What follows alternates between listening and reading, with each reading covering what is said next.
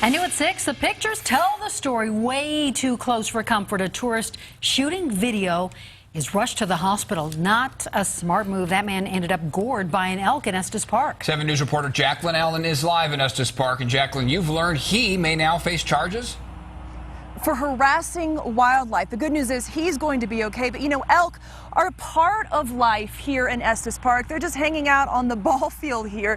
But tourists we talked to yesterday say they couldn't believe what another tourist decided to do.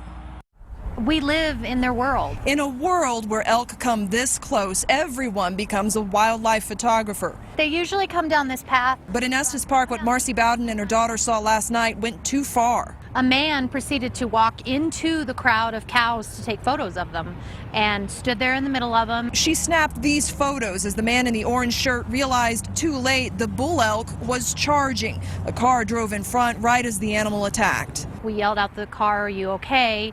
He gave us a thumbs up, but then when he stood up, we noticed his back was bleeding. When you see this picture, what do you think?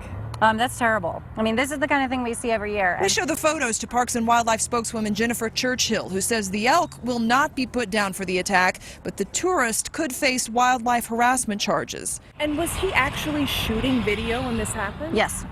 He was shooting video? Yes. He had his camera out doing this. Not uncommon in a town with elk traffic jams and police herding on segways. There we go, right into that beautiful meadow. People have tried to put their kids on elk's backs to take pictures, pet them, selfies. Very dangerous thing to do. Especially this time of year, known as the rut, mating season.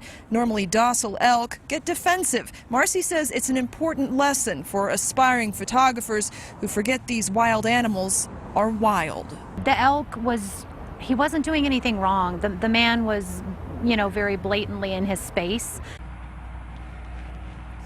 You know, people come from all over the world to see these majestic creatures, but we want to show you that we are a safe distance away. That's the key. This weekend is Elk Fest, and they'll have auxiliary officers handing out these cards with safety tips on how to make sure you stay safe around elks. The key is show respect, keep a safe distance. Reporting live in Estes Park, Jaclyn Allen, 7 News.